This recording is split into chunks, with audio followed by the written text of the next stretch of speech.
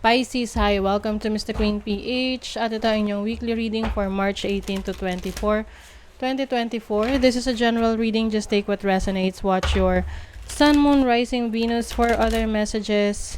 And thank you sa lahat ng mga sumusuporta dito sa ating channel. Just a reminder, gamitin nyo lang mga reading na to bilang gabay. Pa-follow, like na rin ang ating Facebook at TikTok. Lahat po yan Mr. Queen PH. Like, share, subscribe, turn on post notifications para lagi kayong updated sa ating mga readings. And please check out my Shopee. Available mga protection and prosperity items, bracelets, zodiac sign bracelets, and many more. Link on the description. At kung kayo interesado sa private reading, tayo ay naka 30% discount hanggang March 20, 2024. So, yung link kung paano mag-book ay nasa pinned comment at sa description. Paki-check na lang. Okay, Pisces, let's see. What's up with Pisces this week? A time to give rather than take. Ayan. So, ngayon naman daw, kayo yung magbibigay kesa sa tumatanggap. Maaring you are giving back to someone na tinulungan ka before or merong kang benefits na nakuha from them. So ngayon, ikaw naman, ito naman yung time na ikaw yung tutulong. Giving back. Lighten up. Last quarter moon in Leo. Yes. So medyo you will let loose, no? Hindi kayo masyadong ngayon. Magiging complicated. Oo, kung kailangan kung kayo pagod, magpapahinga, ganon. No need for any drama. Gusto nyo lang ngayon yung mga masasayang bagay. Umiiwas kayo sa kanigahan sa paligid nyo. You also have forgive. So, maaring isa ito sa paraan ninyo para mas gumaan ang inyong pakiramdam, no? Mag-lighten up is yung meron kayong patatawarin. This can be yourself or other person na nakasakit sa'yo, may sama ng loob ka, you will let go of that. Kasi maaring, yan yung nagpapabigat sa dinadala mo. Yung sama ng loob. And, of course, forgiving yourself na rin. Kasi, minsan meron tayong guilt, no? Oo. Na, sana ganito, sana ito yung ginawa ko. Minsan sinisisi natin yung sarili natin. At nabubuhay tayo sa past. Kaya nga kailangan i-let go, forgive yourself para ma-enjoy mo yung present moment. So, let's see your overall energy. 7 of Wands. You are protecting yourself. Ayaw mong magpa-apekto ngayon sa energy ng iba. So, yung iba dyan, kung kayo ay nasa social media, pwedeng nagto-turn off kayo ng comments o kaya naman yung tipong nagpapahinga ka o yung iba nag-deactivate ng social media, yung iba is hindi muna nag-i-internet ngayon, or yung iba you're just focus on what you want, no? Yung focus ka lang sa mga goals mo. You are becoming more creative, more on action to. So, kung ano yung gusto mong ma-achieve, yan yung binibigyan mo ng focus. You are also healing from your past. Healing from any negativity na pagdaanan mo. Any challenges. Gusto mo ngayon katahimikan ng isip. But at the same time, ini-enjoy mo rin yung sarili mo. Umiiwas ka lang talaga sa mga nega sa mga toxic na tao sa paligid mo. Oo. Let's see your money, career, finances. 2 of Cups.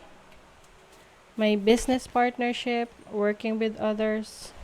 You also have the 10 of Swords. May iba sa inyo, may challenge sa finances. Pwedeng isang mahal sa buhay, malapit sa'yo ang nag-disappoint sa'yo pagdating sa pera. Ito yung tipong pwedeng pinahiram mo, hindi ka binayaran, or nahihirapan kang singilin, or someone na nag-invest ka pero it turned out na hindi nag-work out for you.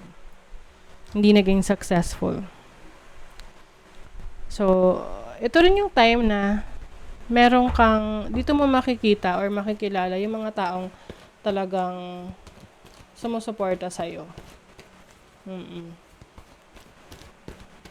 Lalo na kung ikaw ay may pagsubok na pinagdadaanan sa trabaho. Pwede yung iba sa inyo nawala ng work, nawala ng trabaho, nawala ng may nawalang opportunity, may missed opportunity sa inyo. Pero, hindi ibig sabihin nun, hindi mo na kayang bumangon. Sa unang-una, marami kang kakayanan. Oo.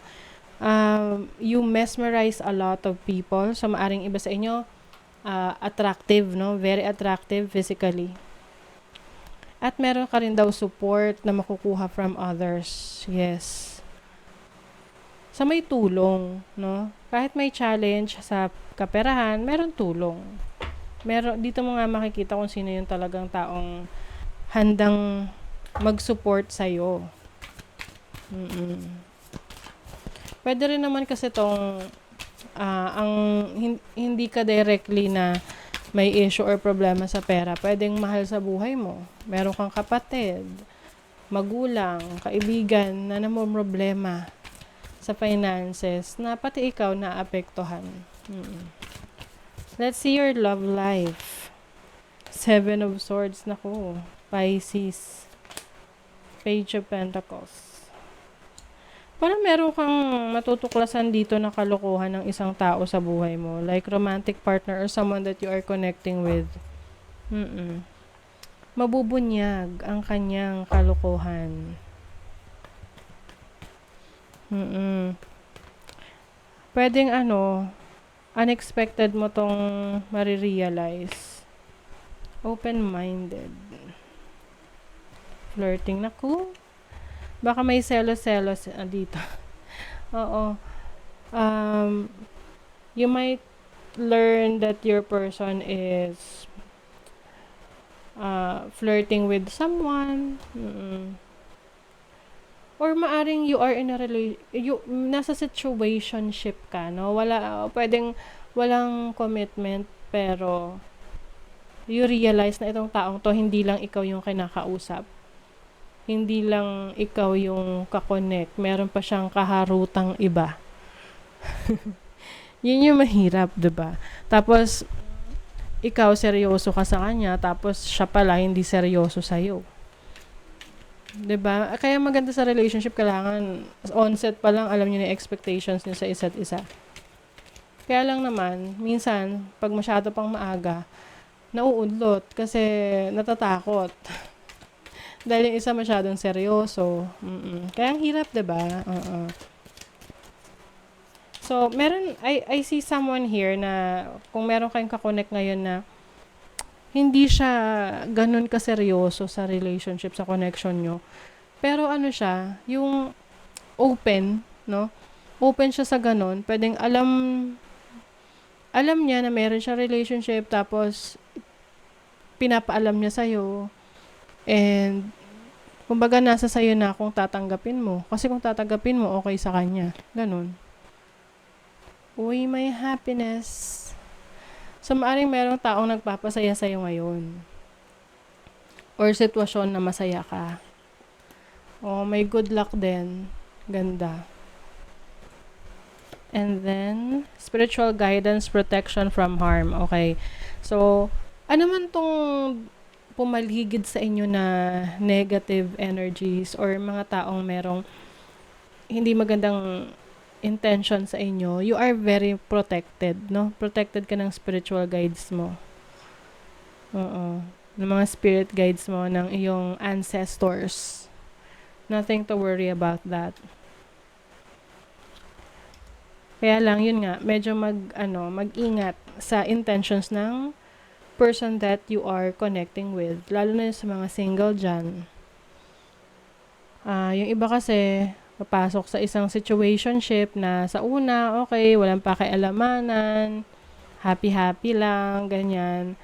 Pero eventually, nade-develop. Tapos, pag na-develop na sila, doon na magde-demand. Nagkakaroon na ng expectations na hindi na pag-uusapan. And eventually, hindi na di-deliver yung yung expectations ng isa, kaya hindi nagiging successful. Nauuwi sa away, gulo, ganun. So, you have to make sure na you know what you want, you know what you're doing, alam mo kung ano yung pinapasok mo. Diba? Okay, so that is your reading, Pisces. Thank you so much. Bye!